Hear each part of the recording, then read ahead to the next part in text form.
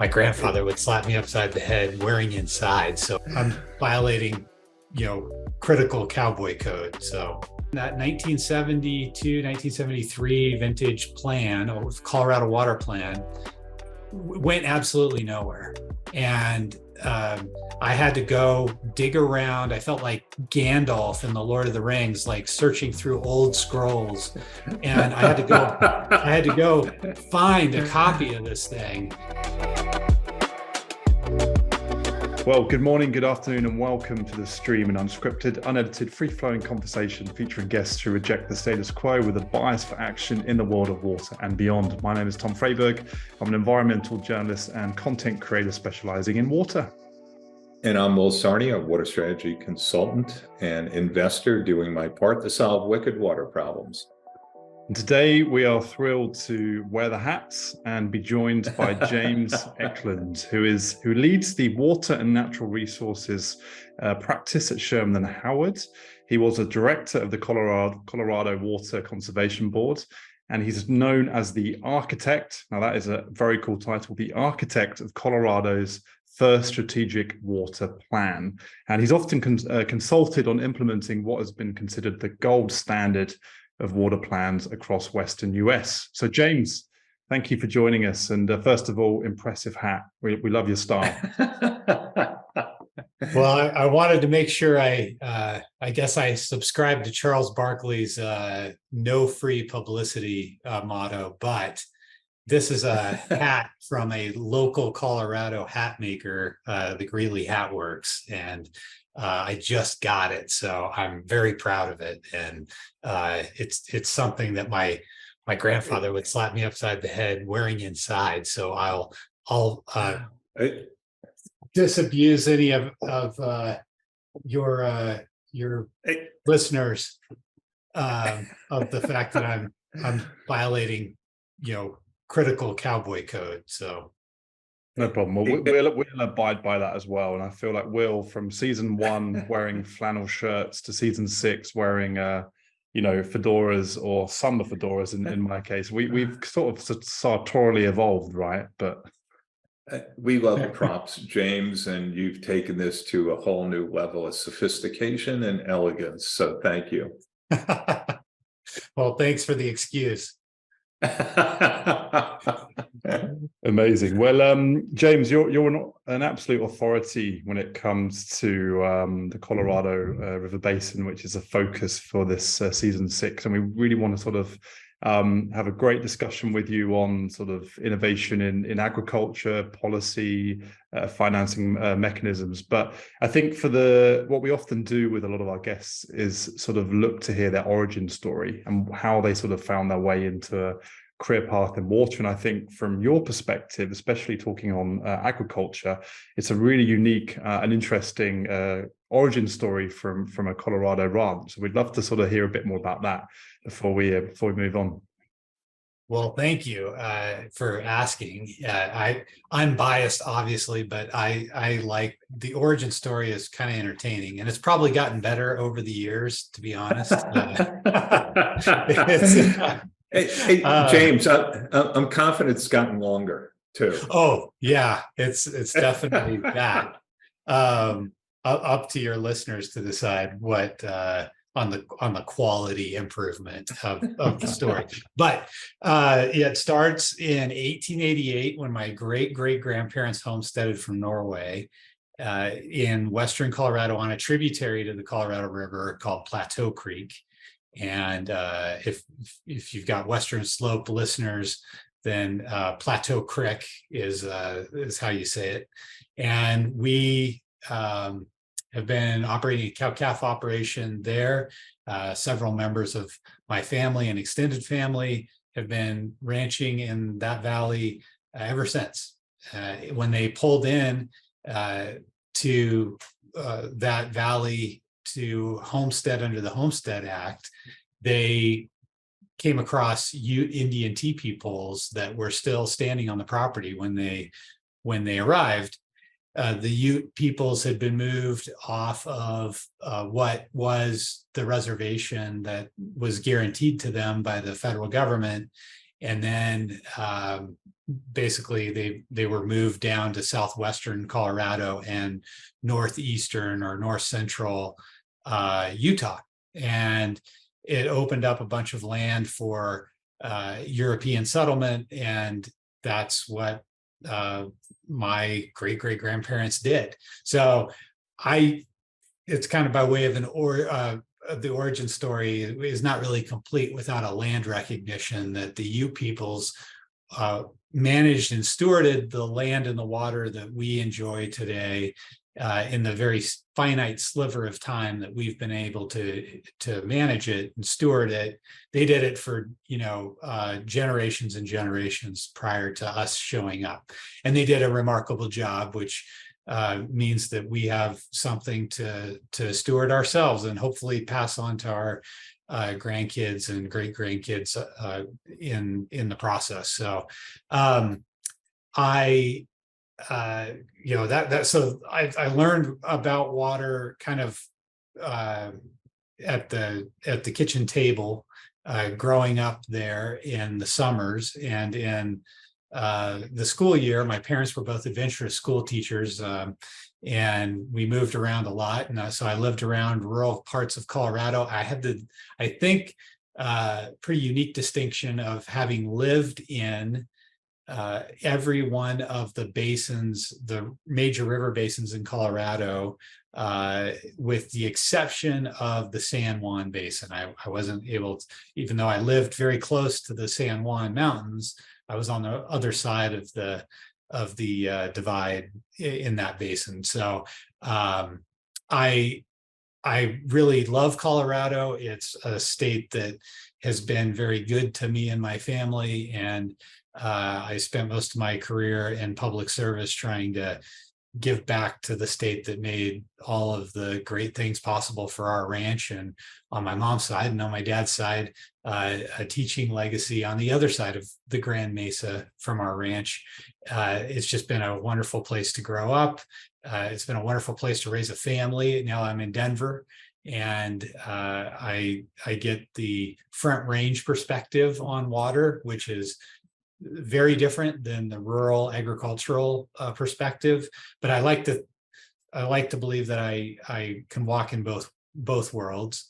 Ken Salazar, next part of my origin story is probably tied up with him.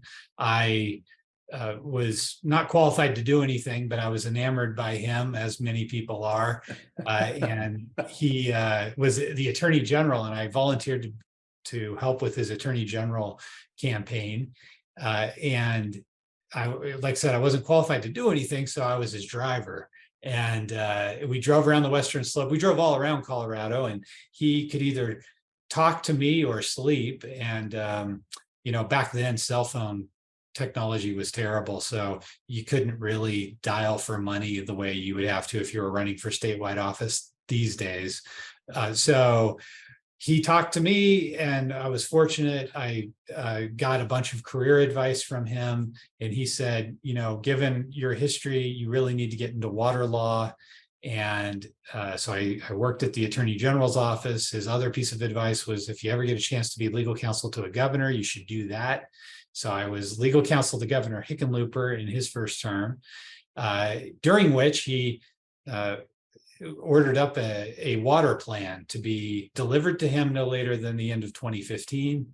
And after helping with the executive order that he signed, he asked me to move over and run the agency that produced that plan, the Colorado Water Conservation Board.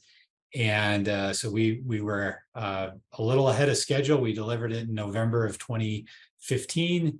And we have, like you said, we counted as the gold standard of water planning in the West because it was the largest civic engagement process in state history, as far as I know. We had basin roundtables in each one of our river basins, which meant that the plan could be crafted by the people in those basins, and instead of a bunch of bureaucrats in Denver putting it together and trying to sell it to the rest of the state, the people on the ground that were using the water put their idea of regional plans together, and then they sent those into Denver to be harmonized into one water plan. So that was just an amazing experience. I was very intentional. I'm always very intentional to say architect and not author of the plan, because it really was drafted by the people of Colorado, and it was by them for them, and it continues to operate. I'm sure we can talk about specifics if we decide to go in that direction, but the updated plan has some great things about it and some not so great things about it that I am, like I said, happy to chat about as we move forward. But you asked me to be provocative, so I'll do my level best. Oh, James, there's no doubt you will, and you've sort of veered into that, which we will follow up on. You said something that struck me when I read the first water plan, when I got to meet you, which was really bringing together diverse perspectives on water. It speaks to the narrative that water is always a local issue. And in Colorado, it is, Front Range and everybody else. And the ability to really proactively engage in a dialogue for me was very striking. And, I'm a Front Range guy, transplant. So the ability to do that to me was perhaps one of the most innovative aspects of that first state water plan. Yeah, and James, this is where you just say thank you. I thank you. I want you to take credit for this, James. You're humble, so work with me here. He's paying you a compliment there, James. Well, thank you for doing that. Thank you. It really was. I mean, it was really rewarding, because you could. It was like, I'm a political science major, so I'm a little bit of a political nerd, and so being able to essentially run what ended up being a grassroots statewide campaign without having to, fundraise and do all the nasty stuff of politics was just a dream come true. It was fantastic.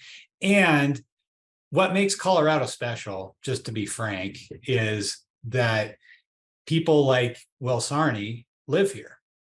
We are the people that are, from here. We like to kind of we put pioneer on our license plates and all sorts of stuff. But at the end of the day, the thing that makes Colorado is that people from different perspectives, different regions, they come here and they feel comfortable building a family or a business or both here.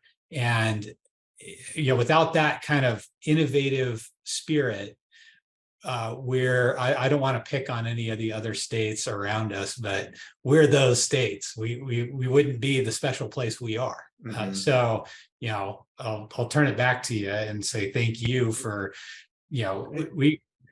everybody I talk to about water and business and implications for whether it's agribusiness or some other sector. I usually find a way to weave in the fact that we have, former head of Deloitte's water consulting business that is just sharper than anybody else on this topic, that just so happens to live in our state. And, taking advantage of that is our challenge. And, make sure we don't screw it up, Tom. The compliments come back your way now. So James, I say thank you. And Tom, by the way, James and I prepped for this call, and it's just going to be feeling a little bit third wheel here, guys. No. We'll get to you. Tom, may I take him to a provocative place? Please do. So, but I have to throw out a factoid that one of my friends heard you talk about at one of your many presentations, that there are only 2 states in the union where water does not flow into the state. Did I get that correctly? That is true.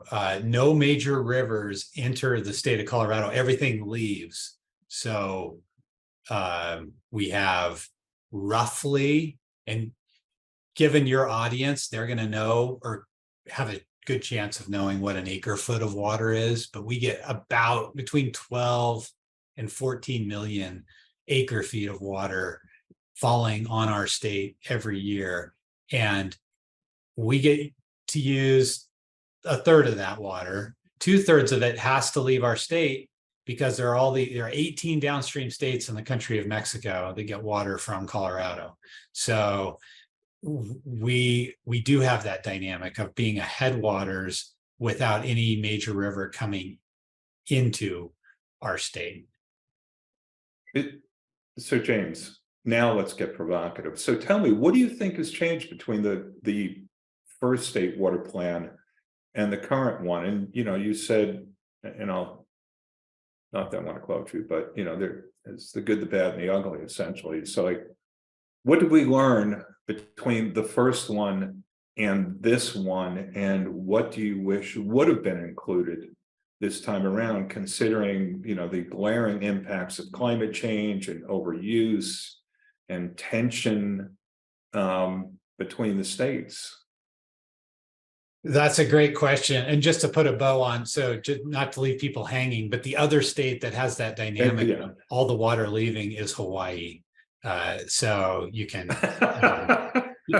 use that at a cocktail party, when you're wanting to throw out that factoid. And by the way, my friend did drop that one at a cocktail party, just so you know. Oh, so glad. I'm glad it got put to good use.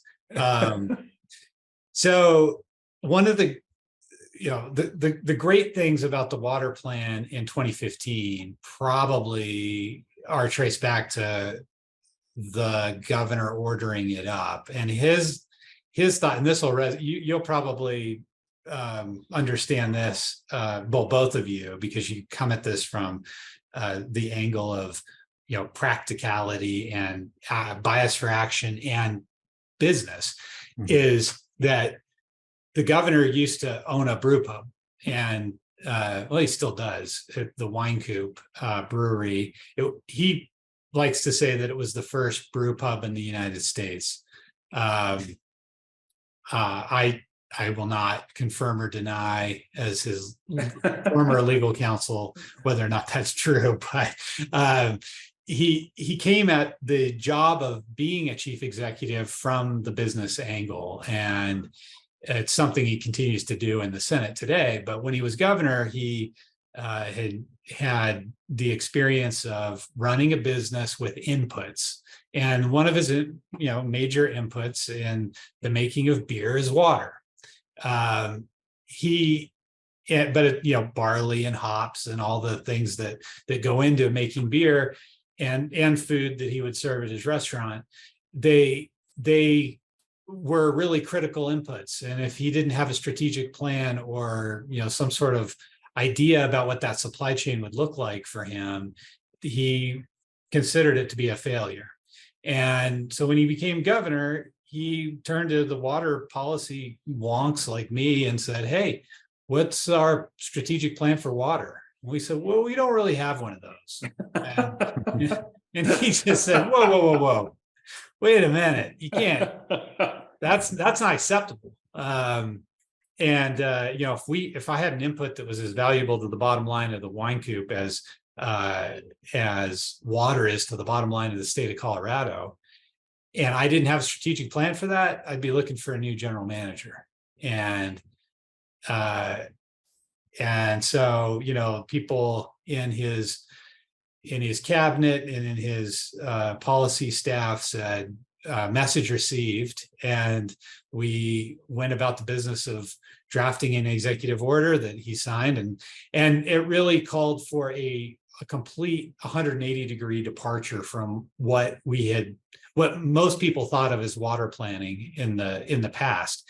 And the best way is I promise a quick anecdote. In the 1970s, Silent Spring was being written. The whole environmental movement was taking off. The Clean Water Act, National Environmental Policy Act, the Drinking Water Quality Act, all of that stuff was coming online. And the Bureau of Reclamation, the federal agency charged with water projects in the Western US, was very nervous that they were going to run out of projects to build because the environmental awakening was going to, essentially say no more dams, no more reservoirs, no more water infrastructure, because the environment is impacted. And so what they did is they commissioned water plans to be created throughout the Western United States.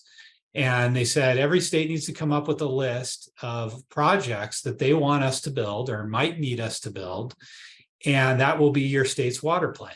Well, they came to Colorado and they said that. And then I think it was Governor Lamb told his director of the Department of Natural Resources, a guy named Chips Berry, who would go on later to run Denver Water for many, many years. He said, Chips, you've got to come up with this water plan. So Chips did what everybody else did. And he came up with, he sat a bunch of really smart people in a room. And he said, come up with this. And we'll go tell the rest of the people in the state why this is a great thing, and see how it goes. and as you can imagine, in a state like Colorado, it was really a mess. It really got messy, because at the end of the day, people in Colorado like having control over their water use. They don't like bureaucrats in Denver telling them how to use their water. So that plan, that 1972, 1973 vintage plan, Colorado Water Plan, went absolutely nowhere. And I had to go dig around. I felt like Gandalf in the Lord of the Rings, like searching through old scrolls. And I had to go find a copy of this thing in the basement of the CU Law Library, the University of Colorado Law Library. And it was a dog-eared, tattered copy of this thing that never saw the light of day, that one of the professors, David Getches, had retained and donated to the library. So I had that, and I was like, this is why things fail. If you bake the cake and don't ask for the people who are going to consume said cake, you don't ask for any of their input. You don't ask them what their flavors they like are. You don't ask them where they want the stuff sourced. You don't ask them what it should look like. If you sit something down in front of them, don't be surprised if they push it back and say, no, that's not for me. So we needed something that was made to order. And that's what we produced. We produced a grassroots. Instead of having the 40 people locked in a room in Denver, we had 40 people, and in some cases a lot more, in each of the basins of Colorado, and there are 7. And there are 8 roundtables, because the city and county of Denver is so big, or the Denver metro area is so big, that we gave them their own roundtable. And we had them put together what they thought a plan should look like for what would be a good regional plan for them. And then they sent those into Denver, and we harmonized them, tried to honor them best we could. But the holders of the pen were very important, and those were the people out in those basins. They weren't the bureaucrats like me that had a relatively easy job. We just had to make it look pretty, and I think we did a decent job of that. Flash forward. So one of the things is we're very intentional about when the plan would come out. We said 2015, because if you go back and look at your political calendar, 2015 was not a statewide election year, and it was an off year. And that was very important, because we didn't want this to be turned into some sort of political, partisan fight. And I like the water plan. No, that's a Democrat plan, and we need a Republican water plan. And we didn't want that to be the case. So we were very intentional about the way we set it up. unfortunately, COVID intervened, and then for reasons unknown to me, the state decided after I left to push back the update of the plan to a election year. In fact, the draft of the new, the revised or updated water plan came out in November, and it was on primary day of 2022. And so it was squarely within the political calendar. Luckily, we didn't have candidates that decided to make a mess of that, and they didn't try and weaponize the water plan. But it was a option that I just assumed they not have ever had. And so that was kind of, so there's the good is grassroots, largest civic engagement process in state history. The bad is that sometimes politicians weaponize issues, even though they shouldn't. And then the ugly is that we kind of self-inflicted wound or unforced error, put the plan update on a political track instead of on a off-year election track. So that's my, I guess my response to your question, Will. Okay, that's good.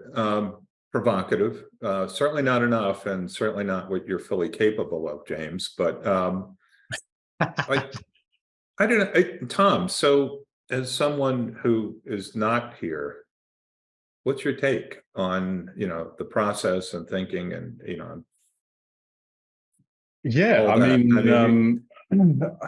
I like the way James told the story, and I think this is an example where sort of democratized access to being involved in the process, to coming up with the future water strategy.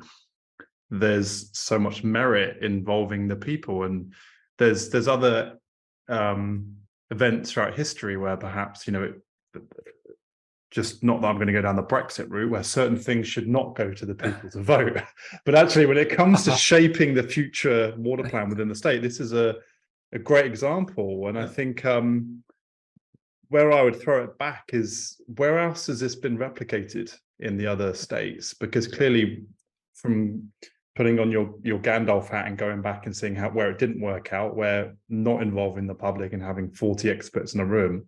So who else has sort of looked upon your work from 2015 to sort of try and replicate the same thing? I'm just wondering, how can that be replicated elsewhere in the US? Yeah, it's a great question. So when we were putting ours together, I went to states that already had existing plans that seemed to have worked pretty well. And California has had a water plan since the 50s. And Texas has had one for many decades as well. Texas had a kind of a structure that was more similar to ours than California's. California's was much more lock the geniuses in the room in Sacramento and they'll come up with something really good. And Texas's was more grassroots kind of regions that would basically be a public comment, a place for public comment and input into their plan. But nobody had done the actually giving those basins the pen and saying, you draft it, and giving them budget to hire consultants and basically put those, we call them in Colorado basin implementation plans. And I don't think there's anything like that in the other states that preceded us to a water plan. The water planning exercises of states in Montana and the Dakotas have, and some of our neighbors, well, Wyoming and New Mexico have tried to, take efforts at water planning in the direction that we went with ours. They, since I left the state, I haven't gone back and looked to see if, kind of where they are with their processes. But every once in a while, you'll see a new governor come in or a new legislature, and they'll look at the water situation as a dire, pressing need or urgent policy issue, and they will come up with something that basically calls for some sort of strategic planning. And it's inevitably, that's when they turn to Colorado and say, how did you guys do this? And sometimes they don't like the answer, which is we had to set up a very, intricate and somewhat expensive structure to get this done.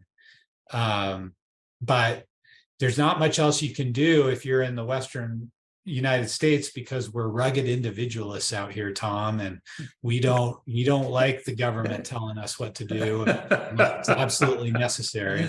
So yeah, I think if you're going to do this, this is the way to do it in our part of the world.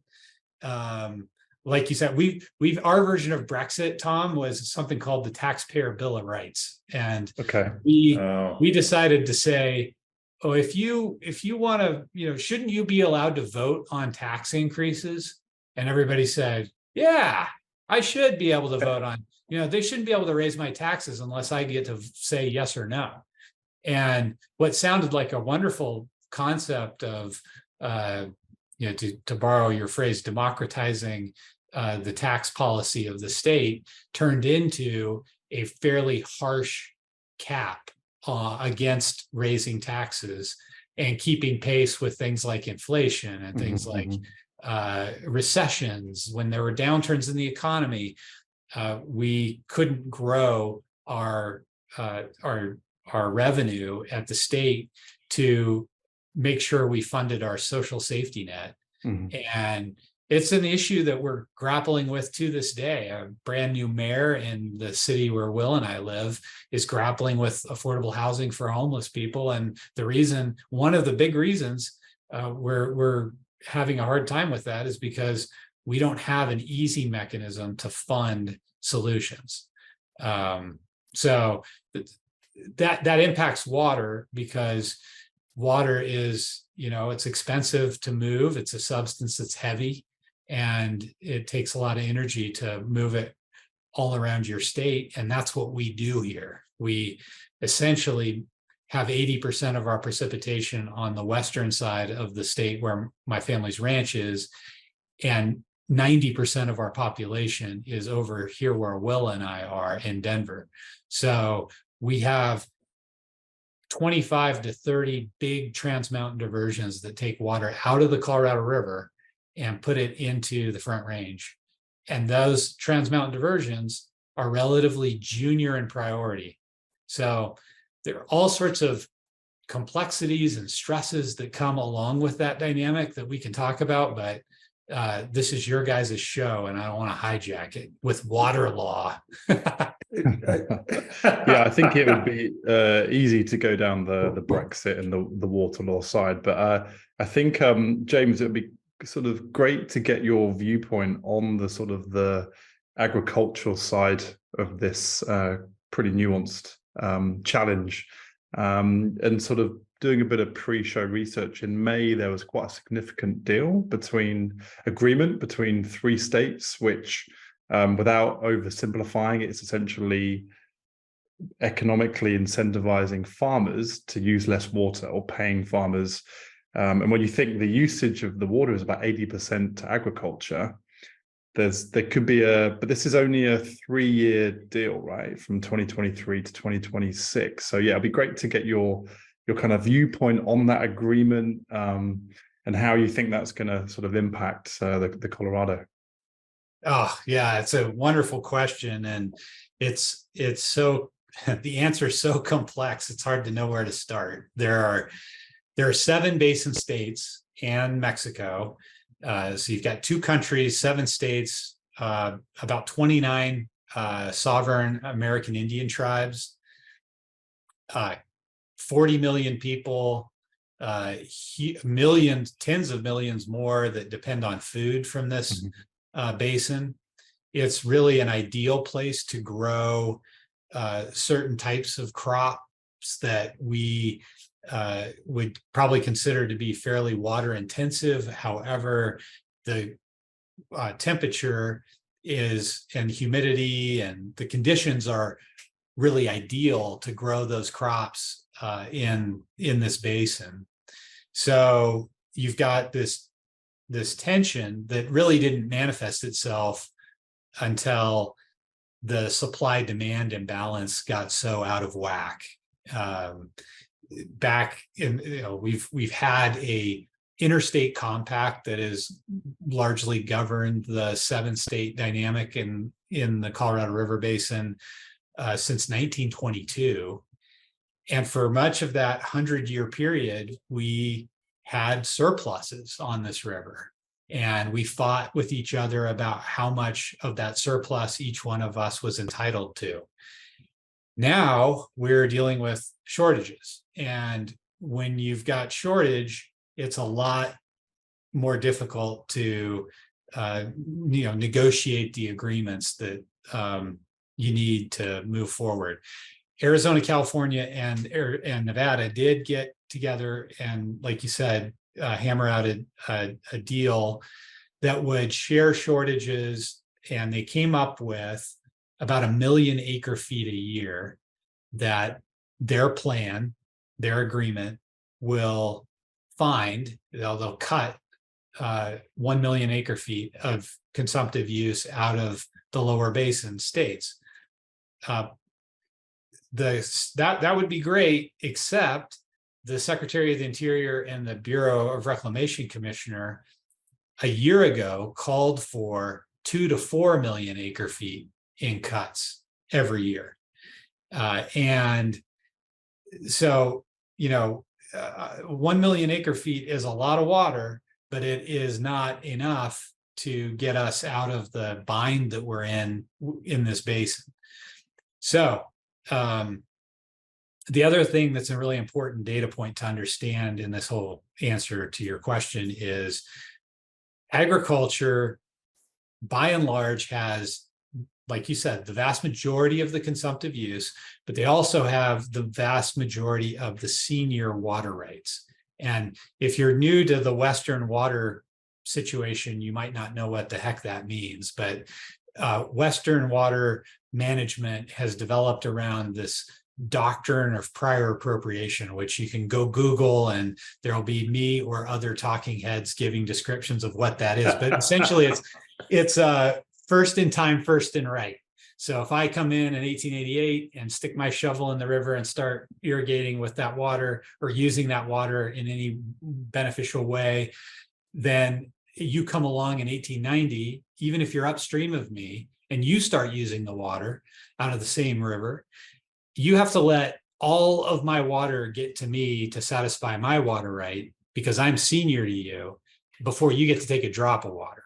So that's it in a nutshell. That's the dynamic that we have. Agriculture came first, mining came first. And so we have miners and agriculture, and there's still some mines around with senior water rights, but there's a ton of agricultural water rights that are in the West that are senior to municipal uses that came along and have junior priorities, because those municipalities didn't grow until much later.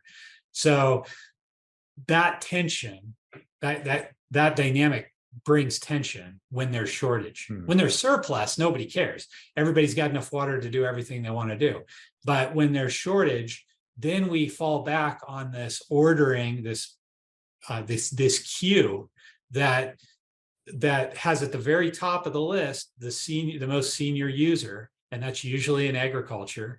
And then toward the bottom is usually the uses that came on later, which are usually municipality water rights. So that dynamic is true across the West, whether you're in the upper basin or the lower basin. In the lower basin, the senior uses are in the Imperial Irrigation District and the Palo Verde Irrigation District and the Coachella Irrigation District or the Yuma Irrigation District in Arizona. The junior rights, by and large, are in the cities. And the San Diego, Los Angeles, Phoenix, Tucson, Scottsdale, Las Vegas, they have the junior in terms of priority, they have junior priorities compared to the ag uses that came on first in their states. So James, in 3 years, what changes? I mean, things are not going to get better in terms of, the impacts of climate change on the Colorado and the mining of groundwater. So is this a revisit on Western water law, or do we still sort of nibble at the edges and pretend that, yeah, the Colorado's just gone through a bad spell and it'll be okay? And you take that as far as you're comfortable, but I've got to believe that something fundamentally has to change. One of the great, he's kind of like a Gandalf type figure in water in the West, and certainly in Colorado, was a former Supreme Court justice in Colorado who passed away just a year ago, Greg Hobbs. And Justice Hobbs told me one time, and he may not like me repeating this, but it's a provocative statement, so I'll say it. He said, James, when the law stops responding to the reality and the need that people have, then the law is an ass. And so wait, but is that a legal term, James? Or that's a legal term. Tracking. I think he was paraphrasing like Brandeis or something. So I think it's all legit. It's all, cloaked in the legal, the dress of legal, legitimacy. However, it bears on this conversation, because to answer your question, well, what happens? Are we revisiting the fundamental law of the river from 1922? Are we revisiting the prior appropriation doctrine?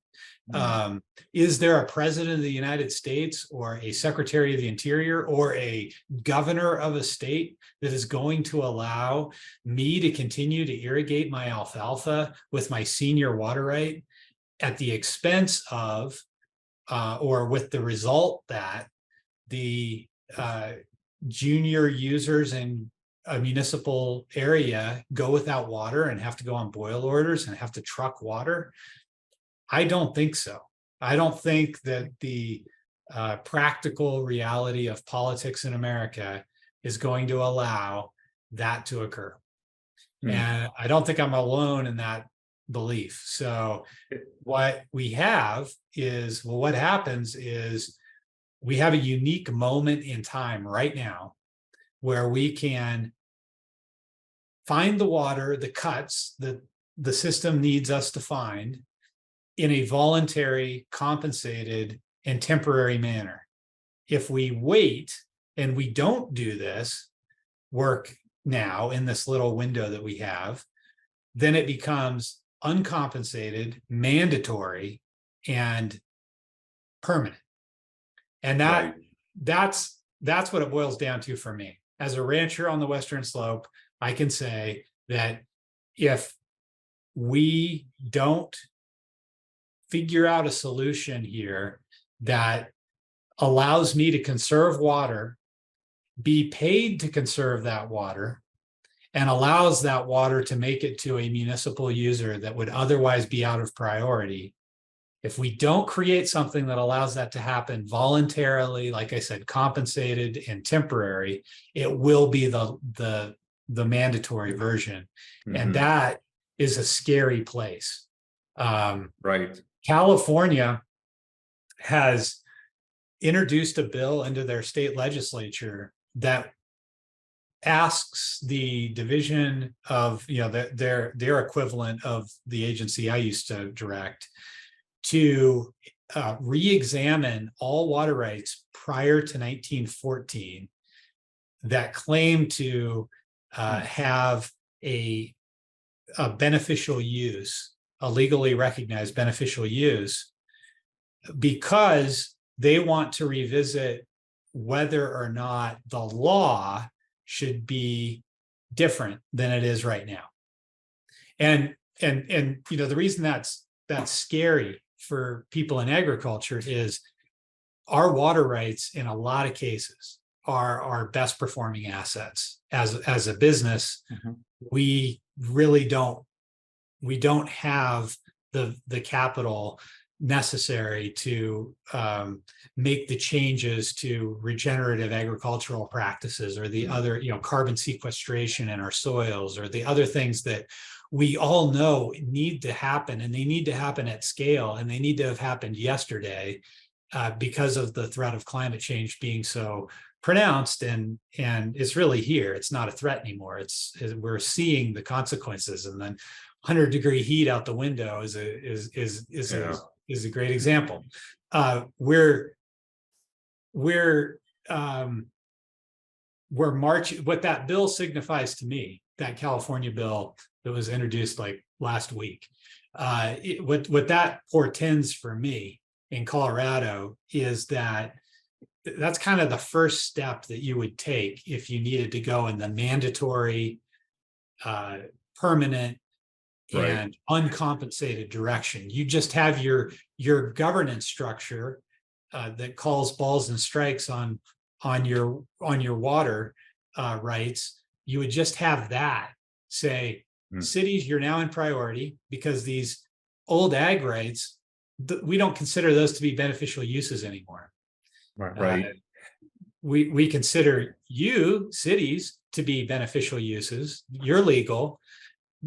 And because you've got junior water rights, instead of moving you up in the queue, we're going to move the people that are in front of you in the queue out of line altogether. That is a huge crack in the system. I mean, huge. Massive. It would be rewriting the water law of the West. Is what we're talking about doing. And don't get me wrong, like I think that I've raised 3 kids in Denver, where you are, Will. I think we should get to grow our businesses and our families in places like this. I'm a firm believer in that. And if there are senior water rights that need to come out of production for that to occur, I'm actually okay with that, but it needs to be in a compensated, temporary and voluntary way, if at all possible. And if it isn't, then, if we do the other thing, then that's, in my view, and sorry, Tom, this is the lawyer in me coming out, the US lawyer in me coming out, that's a taking. And under our Constitution, you can't take private property without just compensation. So I don't want to if it gets to that level, if we get to a place where I'm arguing in court somewhere that we've had our property taken from us because of these reordering or reconfiguration of water rights, then we'll have lost. Because in that conversation, the price, the just compensation, is going to be $20 an acre foot or $50 an acre foot. Wow. It's not going to be $10,000 an acre foot. It's going to be substantially less than that. So we'll have already lost the game I'm speaking from the agricultural side, and we'll all have collectively lost because that's where our food comes from. And I know we're running up against time here, but the war in Ukraine has brought a lot of things home to, I think, people in agriculture. It disrupted wheat production. It disrupted fossil fuel fertilizer production in a part of the world that essentially is depended on by sub-Saharan Africa. And if it literally changes the price of wheat futures at the Chicago Mercantile Exchange if Putin decides to renege on the grain export allowance that he was talking about. We have an immediate, like, the globalized economy means we feel that stuff. And as a result, being able to grow, being a nation that can grow your own food is an incredible privilege. and there are so few. China can't do it. India can't do it. The big population centers and superpowers around this globe are not as well positioned as the United States of America is on food production. And at the same time, we need to be producing more food for us and our allies. We are basically saying we don't want you to use water in that way. We don't want you to grow. We don't want you to use water to grow food anymore, because that's not the use that we recognize as being the most beneficial. Right. So from a political policy standpoint, and I want to focus on your mandate in this podcast is to find action. What action can we take? What can we do? I think it's really important for urban people, because that's where most people live now. There are very few people in rural America. The voters are in the urban core. Those are the people, those are the voices that need to come out and say, we do not want an America where we are importing our food and we are at the whim of some jurisdiction we don't want to be. Whether we saw that with semiconductors and rare earths, and we're seeing that today. Right. We don't like being at the whim of, Russia for certain minerals and China for others. And we want to be able to do that. So if we don't want to create another problem, we need to be telling our elected officials, we need to be telling our unelected water bureaucrats that it is not an acceptable outcome for them to play us off each other. Right now, they love doing that. But James, that's what happens all the time. I mean, that's the rub. And I'll pick on California because I live in Colorado, but that was the lunacy that was going on in California about ag versus cities. And you can't do that. You just can't. And it was such a light touch on the urban centers, voluntary reductions. I mean, that did not play out well at all, because no one wanted to really, push that button. And it was easy to pick on ag. 100%. In particular, when people don't know where water comes from, sure, pick on ag. Exactly. And the exact same dynamic is at play in the Colorado River Basin. So you're up here in the upper basin with me, and our response to this 2 to 4 million acre feet and additional cuts that need to come from the states, ideally, has been that's the lower basin's problem. They've been playing us off of each other, upper basin, lower basin, just like you said, urban versus rural is being played off each other. They're focusing on villainizing anybody that's not us in our political, voting block. And it's good politics. It's great to bash on California and Arizona and Nevada when you live in Colorado, and vice versa when you live down there. And it's good politics, but it's terrible policy. Well, there's no strategy then.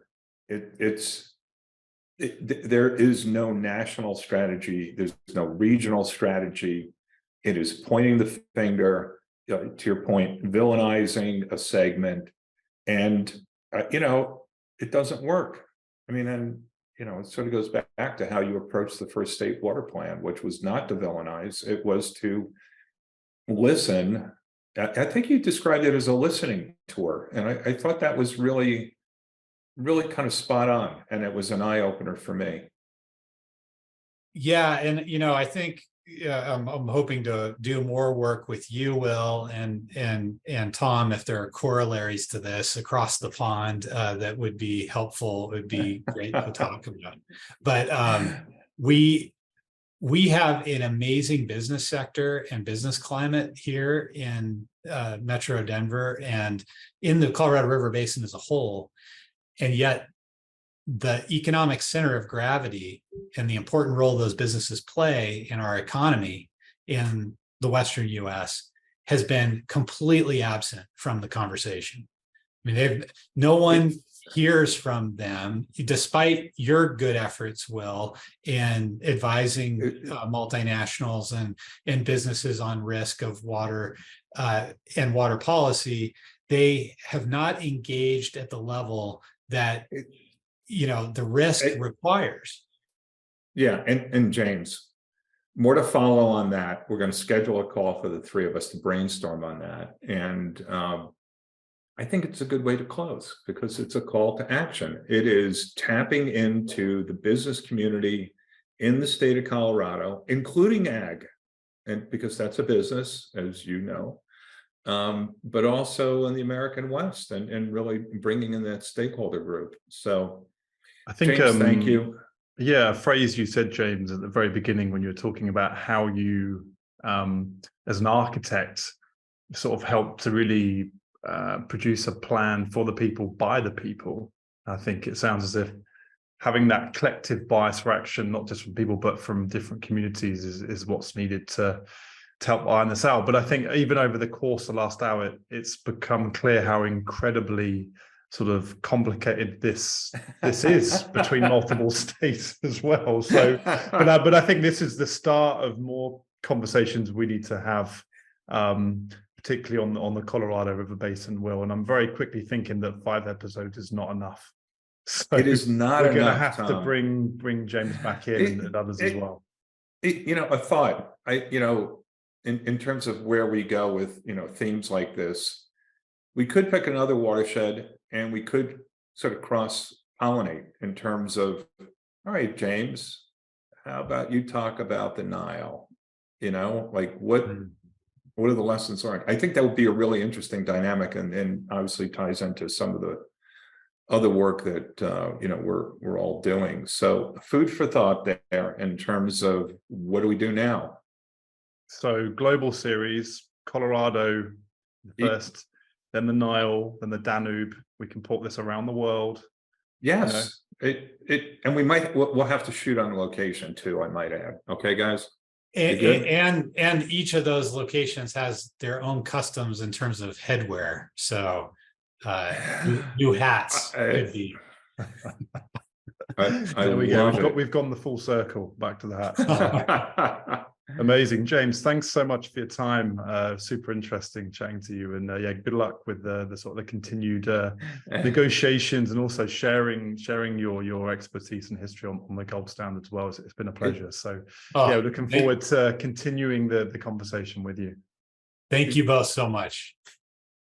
Great to see you, James, and thanks for the prompt to get my hat out of the closet. So I'm on the program. All right. Anytime. All right. Take care, guys. Thanks, guys. Thanks, James.